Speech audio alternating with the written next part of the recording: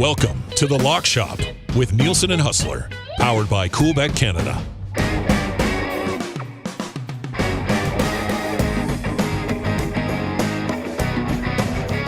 Well, happy Monday, everybody, and welcome back inside The Lock Shop. Nielson and Hus back with you once again on the Nielson Media Coolbet Network. Hus, what's up, buddy? How you doing, man? Well, just putting the pieces together after a pretty awesome weekend here in the Peg. It's a good thing you flew out when you did, Dusty, because the Flatlanders Beer Festival was beginning just steps from your hotel in downtown Winnipeg at 1 p.m. But it was good. It was great to be back out at IG Field on Friday night. Obviously, it was a preseason game, but let me just say that Bomber fans were in like mid-season form with it being 31 degrees outside. And listen, we nailed that plus 250, game one. That was nice. Into NHL finals. I'm sure that'll be put in very shortly. And I said it was maybe a good thing that it wasn't settled right away, because that might have led to a larger L last night on the Nuggets. But yeah, no, overall, and we got to give a shout out to Pat Gregoire. Yes, we do. Again, Vik Hovland. And you know who's on the shit list is Patrick Cantlay. Cantlay is on the shit list big time. We had that 10-1 exclusive. Cantlay was right there. I mean, he's basically in the top 10. He shot 6 over yesterday. 6 over on Sunday. 6 over. Ricky got the job done. Hatton got the job done. And Pat How did Cantlay shoot 6 over on Sunday, man? That was a disaster. He must have just got away and realized it was going bad, and just one of those rounds that got away. But RBC Canadian Open this week. And Pat's actually coming on WST this afternoon. We'll let him do a little victory lap. He can tell us how the NLL final went, and got some other cool stuff happening with Coolbet with the Winnipeg Sports Talk. So we'll get to that coming up. But overall, a great weekend. We're in to day 10 of this heat wave, 30 degrees every day. It's I don't know. We paid the price through that winter and terrible early part of spring. Buddy, and now it is warm in Winnipeg. Like when I got off the plane, I went outside the airport to get into a cab, and I was just like, oh my God, it is. And I know you told me it was going to be hot, so I was just in a t-shirt and shorts, but I was like, geez, I was in the cab. I was like, you got to put the windows down, dude. Like, it is warm here. And then it was warm. It was warm in the booth even. I was no jacket, like shirt. That was it. It was, it was beautiful there, man. Is it going to be like that on Friday again? Is this expected to continue, or what do we know? You know what? That's a great question. I haven't even looked that up yet. We'll Let's see that here. Right now as we do it. Friday, it's going to cool down to 28 and sunny. Ah, jeez, man. IG Field is going to be insane Friday night. I can't wait. That is going to be so good. I love it. All right, so we will actually, you know what, the week 1 lines are posted for the CFL. We'll get to those a little bit later on, and obviously we'll pick every single game all season long. But Hus, let's get to the National Hockey League here. We watched game 1 on Saturday. Ended up being a pretty entertaining hockey game. I missed the first period, but caught probably from about 5 minutes into the second and the rest of the game. And that was a good hockey game, man. And what are we looking at tonight? A little bounce back here from the Florida Panthers, or what? Yeah, well, listen, I still think Vegas wins this series, and I'm still picking them to win this in 6. But I think it's going to be tight, throughout. I was impressed with the way the Panthers kind of hung in that game. They scored that late one in the second period to get it to 2-2. Credit to the Vegas Golden Knights for really sort of exerting themselves in the third period.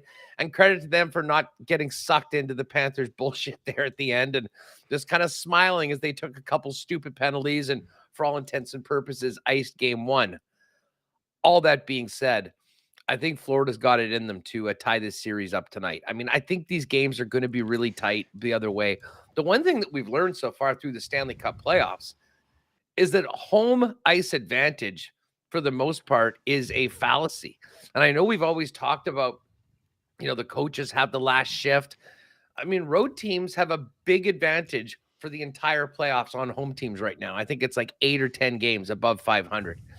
So I don't see this being an insurmountable spot. To be honest, I wouldn't be surprised by the time we get to the end of this series if the road team has won 3 or 4 of the games. This is big, though, for Florida. They do not want to get down 2-0. I know they came back from the Boston series down 3-1, but you can do that once. You're not going to do that regularly. And I think they come back. And a part of it, I'm going to lay on a Matthew Tkachuk goal tonight.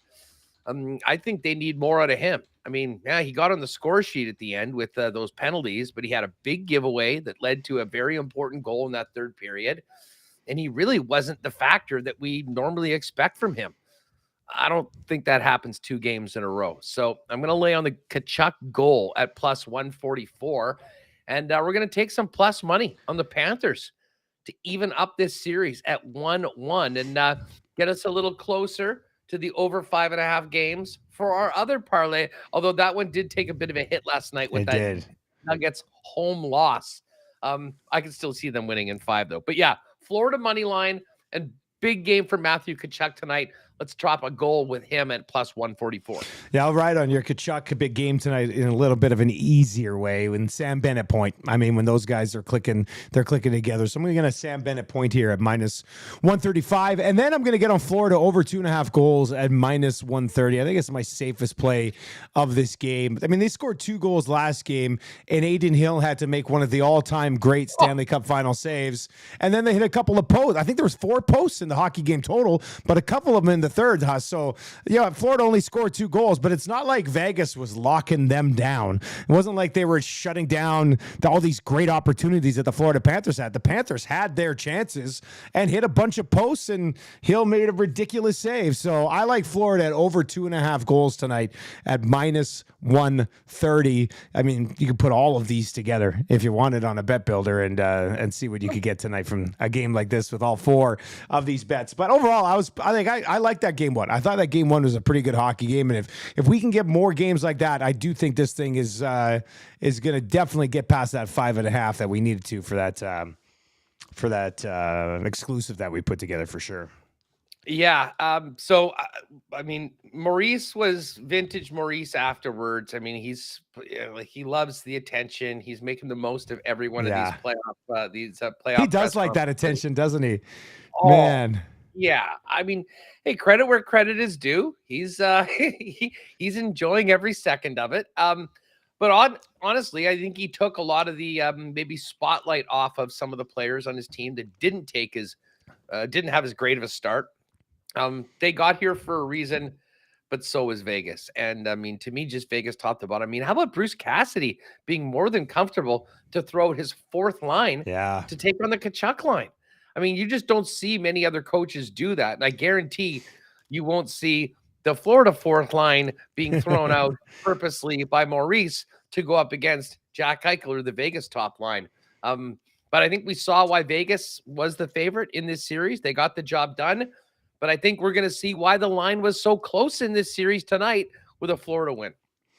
All right, so that's tonight. Tomorrow, our schedule, we're going to get to some of the early CFL lines here in just a second, but the schedule this week for the Lock Shop, Monday episode, Wednesday episode, getting ready for golf and the first game on the Canadian Football League schedule, and then a Friday episode to set up the next of the weekend, which will be Friday, Saturday, and Sunday. There'll also be a basketball game on Wednesday, so we'll set that up as well. But Hus, the week 1 lines in the Canadian Football League have been posted. Let me just give these numbers to our listeners here. If you're watching the Lock Shop here on the Nielsen Media Coolbet Network, make sure you subscribe to the podcast as well on all your podcasting platforms. Just search the Lock Shop. BC Lions plus 3.5 on the road in Calgary. The Ticats plus 4.5 in Winnipeg. The Red Blacks plus 1.5, and the only road favorite this week, the Riders minus 2.5 here in Edmonton on Sunday against the Elks. And like I said, we'll have our official picks a little bit later on in the week, Hus. But is there any early lines here that you like? Well, you know, I was very interested to see what the line in the Bomber Ticat game was going to be. The bookies, and you know, certainly at Coolbet, which is sort of leading the way with the Canadian Football League, but a lot of other spots have Hamilton the clear favorite to win the East. I guess I sort of buy that they should be the favorite, although I think we've talked about how close that this entire, you know, division could be. But I was wondering how heavy of favorites the Bombers would be coming into week 1. I mean, they're the team to beat. They've kind of been the standard for the last 3 years, despite losing the Grey Cup. 4.5 sort of makes sense. It wouldn't surprise me if that game was quite close, though. And where this game moves, like, will be people just going, hey, it's the Bombers at home, hammer it, and will we get to 5.5 or 6 by game time? Or are people going to think, hey, this is going to be a big statement game by Bo Levi Mitchell. This is going to be a game and take the +4. I think right off the hop, the game that I like the most, and this won't surprise anyone that saw our CFL Futures series, is the Ottawa Red Blacks at +1.5 in Montreal to take on the Alouettes. And then is this going to be the day that the Elks get their home victory? Plus, they're 2.5-point underdogs at home to Saskatchewan, +120 on the money line. It's been a long time coming, Dusty, and I know you guys don't want to be talking on the AM Nasty anymore about, but when was the last time they won at home again? Like pre-pandemic? Buddy, yeah, it's been like 2019 or something like that, yeah. That's not possible. This is 2023. It's time to get the dub. In fact, just early on here, and we'll see, you make a good point. Where's that money going to come in that Bombers game? Because I think it could be a close game too. I might sit and wait and see if that money comes in on the Bombers. You can get the Ticats at like +5.5 or 6, which I would hop all over. The Edmonton game's interesting. What did you think of the Riders with Trevor Harris? They did one series. He went 4 for 4, 72 yards. They drove the field, punched one in, and then that was it. I mean, I know not all of the Bombers starters obviously out there defensively, not many of them in that game, but that's still a pretty impressive drive, wasn't it? Yeah, I mean, it was. He looked he looked good. I mean, they did what they were set out to do, and I think they'd seen enough and just got him out. Yeah. I'm not necessarily sold on Harris and the Riders based on one drive in the preseason. The only guy that I'm sold on from a drive or two in the preseason Pigram. Is it Piggy T? Is it Piggy D? Is it Piggy P? What is it? I think Piggy T. Like, I guess his T. first name starts with T, so they all call him. Tyrell. Okay, Piggy T. I thought it was Piggy P. I was listening on the post-game show. I thought Derek Taylor was calling him Piggy P, and I'm like, is it Piggy P? Because that doesn't make sense. I feel like it should be Piggy T. So yeah, Tyrell Pigram. He's gonna bring me out of my seat a few times this year, Huss, I think. Like, yeah, well, and you know what the big question around here is did he play well enough that he's sort of maybe right there with the number 2, like with Drew Brown? He certainly has some things in his toolkit. Arsenal? Yeah, that Brown doesn't have. Can't say anything about Brown, though, because we all remember him coming off the bench in the fourth quarter in game 1 Week 1 of last year. Yeah. And then getting the win. So it's always so tough. Like, it frustrated me sometimes last year when they take the 2-time MOP off the field to get Prue Cup some action, and I feel like I know Pigram's much more explosive than Prue Cup was, but it's always, you're taking the most valuable player in the league off the field at times, right? So you were mad before. Just wait till you go into your CFL fantasy draft tonight, because and beware on Brady Oliveira, because 2 years ago when Andrew Harris was still the man here in Winnipeg, Sean McGuire had 12 touchdowns. That's right, he did. So that's just what the Bombers do. If you're hoping for a lot of 1-yard carries from your running backs, you might need to go somewhere else with that selection. Piggy T time right there. I would just quickly for a wrap. I like all 4 underdogs this week with where those numbers are at right now. Like, I like BC getting more than a field goal on the road in Calgary. I think I like the Ticats at +4.5. You mentioned the Red Blacks, and I like the Elks at home +2.5. So I do. We'll see how these lines move, and we'll get to our official picks later on. But just early thoughts on these lines. I think there's some pretty good spots here for dogs at week 1. Yeah, and listen, I mean, you can take the points or you can jump on. I mean, I'm looking at Ottawa +105 on the money line. Money line there, yeah. I will think long and hard about the Elks +120 on the money line. And BC, I think that might be a little tough going into Calgary. Calgary, for whatever reason, people sort of kind of write off Calgary a little bit in their offseason, and then you realize, well, they got rid of those guys for a reason. They had other guys. But Mayer's going to have a lot of pressure on him, considering the way last season ended, and with Bo Levi now out of the picture, it is on him. So how he handles that will be really interesting. And of course, that Friday game here in Winnipeg, Ticats and Bombers, really the game of the week. It should be a lot of fun. And we'll see you back here after a few days back in Edmonton to get back here to Winnipeg on another beautiful night for some CFL football at the best atmosphere in the league.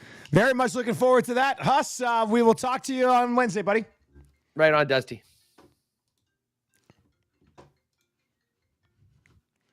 Hang on one sec. There we go.